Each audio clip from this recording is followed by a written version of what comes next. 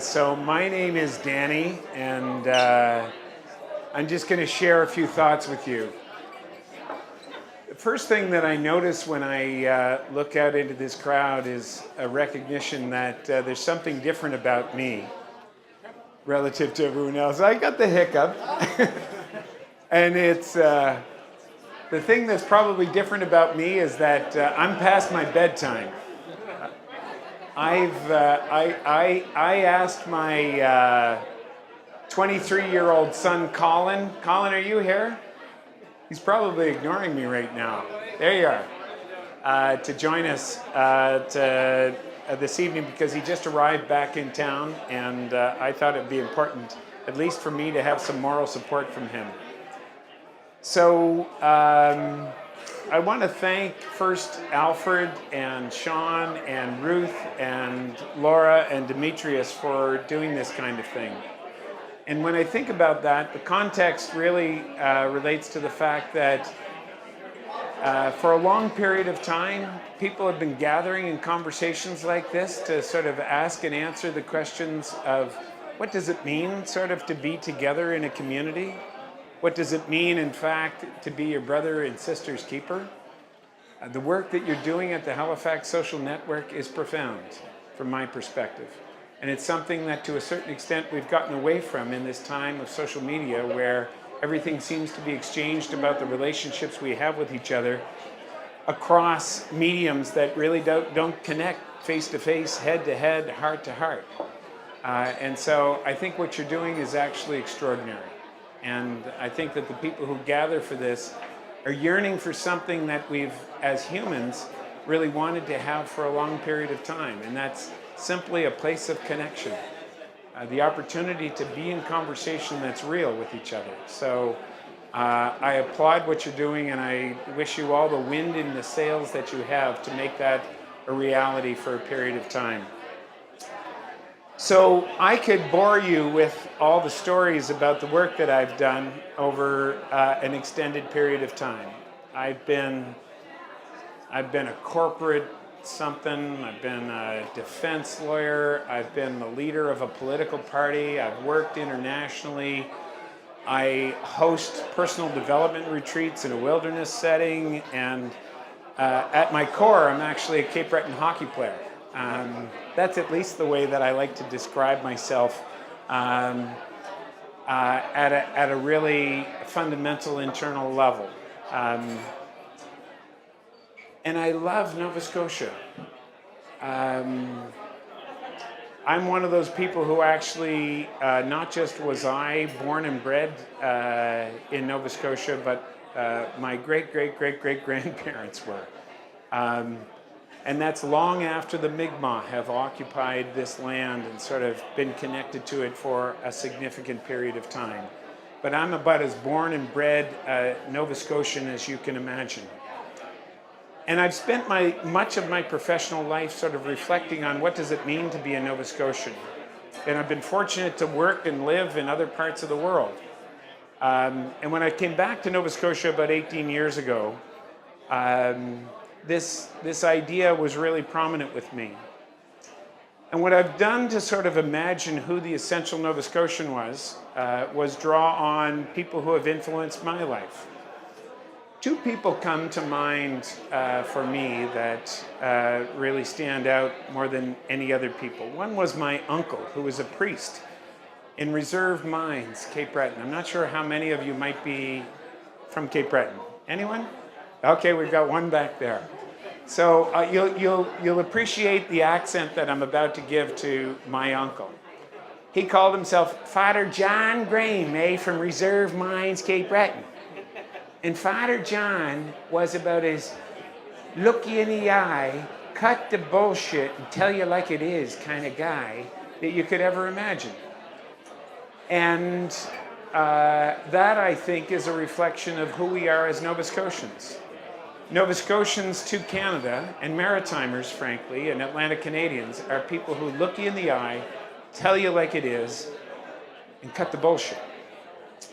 That is a reflection of the potential that we have as a people.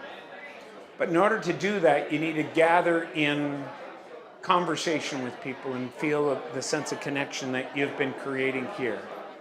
From the beginning of time for humans, we gathered around fires and then in village squares and then in church basements to sort of be connected with each other. And what you're doing here, I think, fully reflects what that possibility is. So when I think about the notion of quality of life for us as Nova Scotians, I've been lucky enough to be involved with this organization called Engage Nova Scotia. And there have been times when I've thought about why did I sort of change the work that I was doing. I was involved in Aboriginal rights negotiations for a period of time. And I realized at the heart when Alfred had asked me, would you come and speak about your personal story about this, that it really comes down to something fairly simple. And that is one that reflects the fact that the systems that we created to sort of bring about well-being and quality of life for people in our society are fundamentally broken. And I wish that it wasn't so. When one looks at the state of our environment and the level of inequality that exists in our society right now, it's hard to imagine that this is something that reflects what we want from each other. So that creates something that may bring you despair. That the economic systems that we operate under, I think, are just totally inadequately suited to bringing us the quality of life and the well-being that we need. The processes for, and I was a politician, the processes for democracy actually are fundamentally flawed right now. And so that, as I said, may be despairing, but at the other end of this, it's really frigging exciting. This is an elbow in the road where you, as the people who will carry the story about where it is that we want to sort of imagine our future to be, are actually in this really tumultuous time. I was actually alive in the 1960s when things around social issues and love and connection were exposed. This is actually like the 1960s from my perspective. This is this time where everything from Trump down to whatever you can imagine has been thrown up in the air, and it feels chaotic to a lot of people. But that creates enormous potential for us to create something new. And so our little organization at Engage Nova Scotia, I think, is asking questions that are really fundamentally about what does a good life look like? How do we possibly begin in this tiny little part of Canada to carve out, how can we possibly carve out the possibilities for us to live a life that's more meaningful, that draws on not just the potential for us economically and socially, but really sort of centers ourselves on the question of what's a good life? I lost my closest friend 2 months ago. He was my brother. And I've been spending a great deal of time trying to imagine why has the resonance of the loss of my brother meant so much? And I think it's connected to this notion of quality of life. And my son Colin, who spoke at his memorial service, I think dialed into parts of this. You see, my brother he wasn't a climber, he wasn't a striver. He didn't see the world as a place where you climb up to a ladder and you look pretty or you make money or you become famous. He was actually a person who woke up every day, as Colin put it, not to alarm clocks or checklists. He woke up to a compass. He woke up to a compass that really asked and answered the questions of what's my direction? And who do I love? And how can I lean into the possibility of being a better person? And he demonstrated for hundreds and hundreds of people what it meant to be the best human you could possibly be. And we as Nova Scotians, I believe, have the essence of what Nova Scotia brought that to him, and Cape Breton brought that to him, and he brought that to us and to me. And so the work that we're doing at our tiny little organization by asking Nova Scotians, and you'll receive some of this, tomorrow and the day after and the day after, 20% of Nova Scotia households are going to receive a survey on the questions related to your quality of life. And we encourage you to fill out and not throw out what you receive in the email. Because at the core of it are questions that are going to help us, whether somebody is feeling like a socially isolated senior, a person with disabilities who doesn't have access to a job, or a newcomer who's experiencing discrimination, or an African Nova Scotian person whose experience of the justice system is just totally screwed up. This will give us the kind of data and information that will fundamentally change the way that we do things. And it turns the entire question away from dollars and cents as the measure of how we can be a successful society to relationships. And the ability for us to be connected in the way that the Halifax Social Network is inviting us to say, you know what? It's not about that. It's about that. And let's receive each other. And let's be in relationship. And let's be in community as best as we can possibly be. And I think that if we can do that, we can be a beacon for the friggin' world. I believe that the essence of what it means to be the best selves that we can be, to be human beings who are authentic and connected, is still here in this province.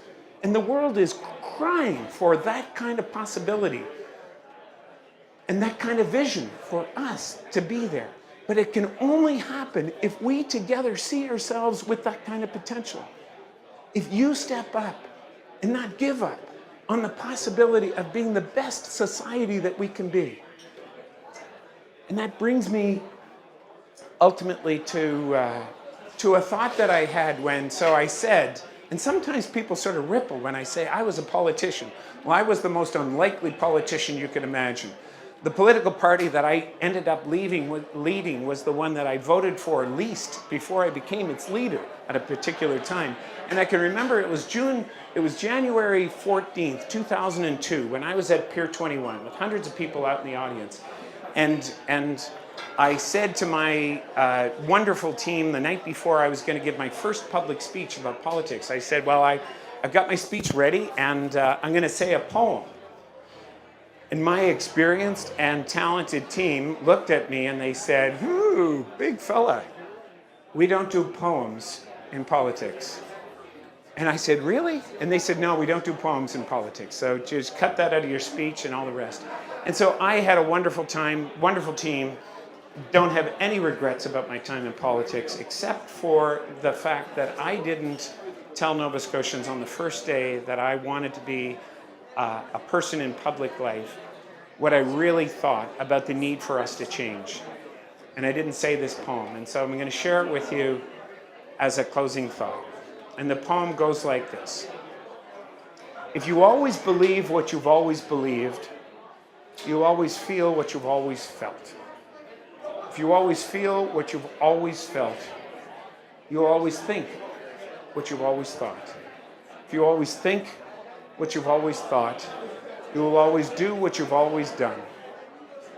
If you always do what you've always done, you will always get what you've always gotten.